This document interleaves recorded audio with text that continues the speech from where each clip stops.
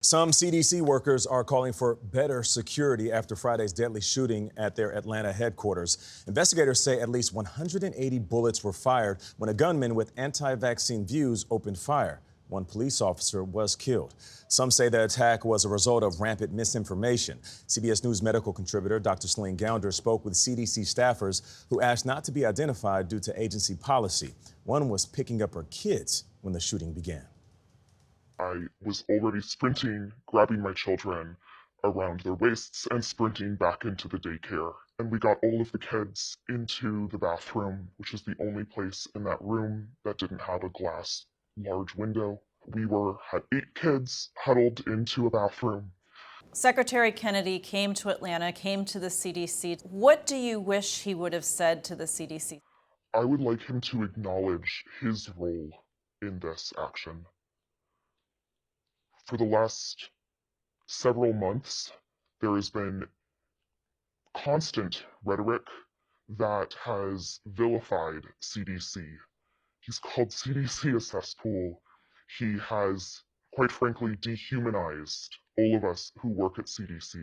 I am angry and frustrated with the leadership of Secretary Kennedy and with President Trump for not clearly and distinctly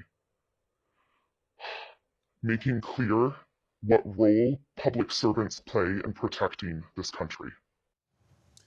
Dr. Gounder joins us now. Good morning, Doctor. You have spoken to many CDC employees on and off camera, of course, to protect themselves. And we heard one of them talking about how difficult it's been, especially since the pandemic and everything that they have been up against. Give us a sense of what their life has been like. Because those were very strong words from No doubt about it. Yeah, and frankly, everybody I've spoken to has had similarly strong words, if not even stronger. And by the way, that daycare that they're referring to is right on the CDC campus for employees. So, the kids were really in the line of fire, yeah. The morale is horrendous. So we've seen waves and waves of layoffs and funding cuts. We've seen this rhetoric about public health being blamed for all of the issues during the pandemic. And yes, there is blame to go around to everybody, frankly. Right. The private sector, schools, unions, the leadership under both presidents. It's not just public health. And so they feel demonized, they feel dehumanized, they feel traumatized. And then on top of that, you have this shooting. So you can imagine they feel unsafe on every front. Nothing should ever get to the point where we were talking yesterday where you have bullet holes in the building where you work, right? Yes. And that's a situation that those CDC employees... Hundreds. You know, when you're a kid, they tell you that sticks and stones may break my bones, but words will never hurt me. We know as adults that's just not true. But while you're here, I want to talk about your op-ed that you wrote in the New York Times where you said that the COVID vaccine has become tribal. What do you mean? Can you elaborate on that?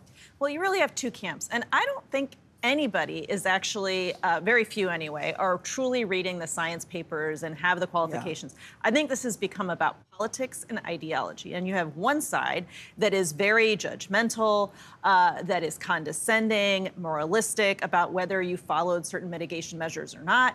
You have the other side that is upset about government overreach, and they see this as a way to show resistance to that. And it's really about showing your loyalty to a certain ideology and group. It has really very little to do with science. Yeah. I just want to show ideology to life and living. It's a shame that it has become so political. It is a shame, especially when misinformation turns into disinformation, and then that turns deadly. Dr. Gounder, thank you so much.